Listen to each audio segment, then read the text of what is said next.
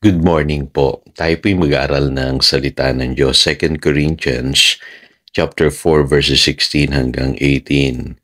Kaya't hindi kami nasisiraan ng loob kahit na humihina ang aming katawang lupa. Patuloy namang lumalakas ang aming espiritu araw-araw. Ang bahagya at panandaliang kapighatiang dinaranas namin ngayon ay magbubunga ng kagalakang walang hanggan at walang katulad.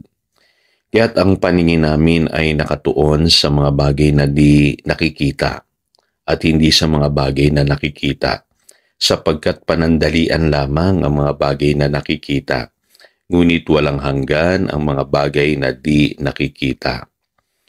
The importance of being eternity-minded. At ito po yung pinupunto ng ating pag-aaral sa loob ng isang linggo. Ewan ko lang kung nasabihan na po kayo ng ibang tao na tayong mga Kristiyano para tayong lagpas sa realidad.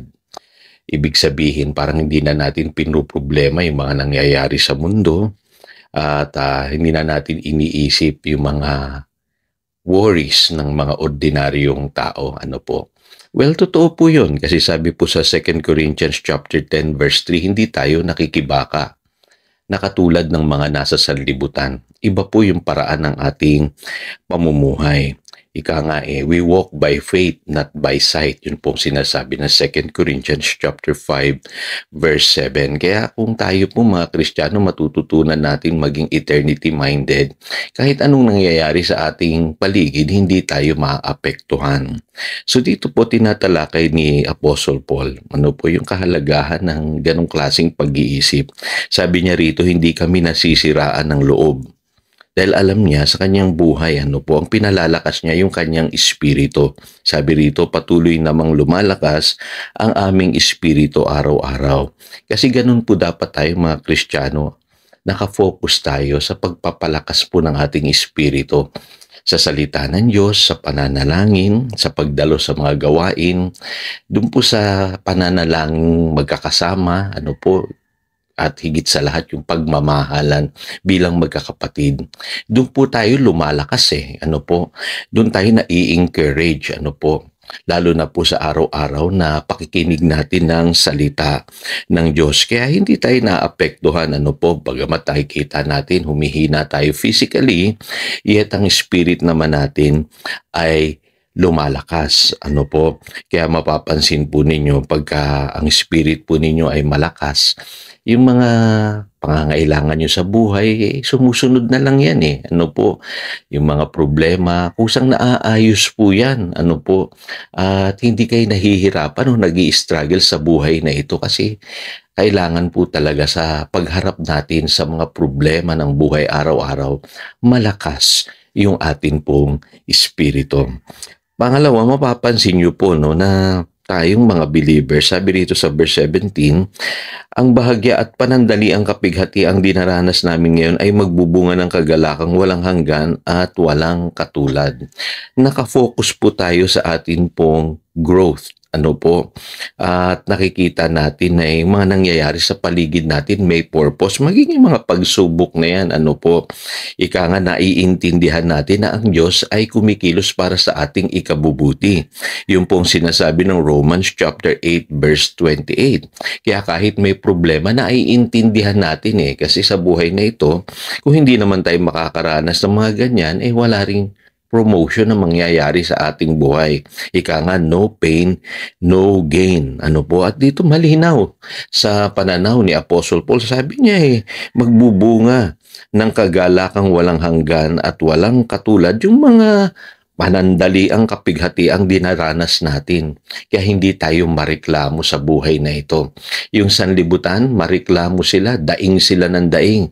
Tayo namumuhay tayo ng may pananampalataya at nagtitiwala tayo sa Diyos na ang Diyos kumikilos para sa ating ikabubuti. At panghuli, ito po mahalaga. Nakafocus tayo sa mga bagay na eternal. At malinaw, sabi ng Biblia, fix your eyes, on things that are eternal. Sabi rito sa verse 18, ang paningin namin ay nakatuon sa mga bagay na di nakikita sapagkat panandalian lamang ang mga bagay na nakikita. So malinaw po yun. Sinasabi ng Bible, lahat ng nakikita natin, material things, panandalian lang yan. Ngunit walang hanggan ng mga bagay na di nakikita. Kaya alam niyo po, pag ganyan tayo humarap sa buhay, tumanaw sa buhay, hindi tayo nagsasayang ng energy. Hindi tayo napapagod lamang sa mga bagay na wala namang halaga. Hindi tayo nagsasayang ng oras o kumukonsumo ng panahon sa mga bagay na di importante. At maging yung ating mga resources, hindi natin nagagamit sa mali, nagagamit natin sa tama. In other words, marunong tayong mag-invest. Kung tayo po ay eternity-minded, doon natin inilalaan sa mga bagay na alam nating malaki ang pakinabang, mga bagay na walang hanggan, mga bagay na nagbibigay ng tunay na kahulugan sa buhay na ito, dun tayo nag-i-invest. Katulad ng pagmamahal sa kapwa, dun tayo nag-i-invest sa paggawa ng mabuti, at higit sa lahat, doon po sa pag-ibig natin sa Diyos, yung ating devotion and faithfulness to God, dun tayo nagtatanim. Doon po tayo nag-i-invest. Kaya alam natin na tayo po ay aani. So tayo po'y manalangin. Dakilang Diyos, salamat mo. At lagi mo kaming paalalahanan na maging eternity-minded. Okay lang kung masabihan kami ng ibang tao na lagpas kami sa realidad. Pero alam namin, Panginoon, sa iyo, ang tinitignan mo po ang kalagayan ng aming puso. Alam mo, Panginoon, kung ano ang tunay na hinahanap namin sa buhay na ito, at doon mo kami ginagantimpalaan. Salamat, Panginoon, at napaalalahanan mo kami today na ang aming paningin ay dapat nakatuon sa mga bagay na eternal at nandoon ang pagpapalat gantimpala. Salamat, Panginoon. Yan ang aming panalangin. In Jesus' name we pray. Amen and amen. Again, ito si Pastor Jojo, nagpapaalala upang daluyan tayo ng pagpapala, manatili tayo sa kanyang salita. Good morning.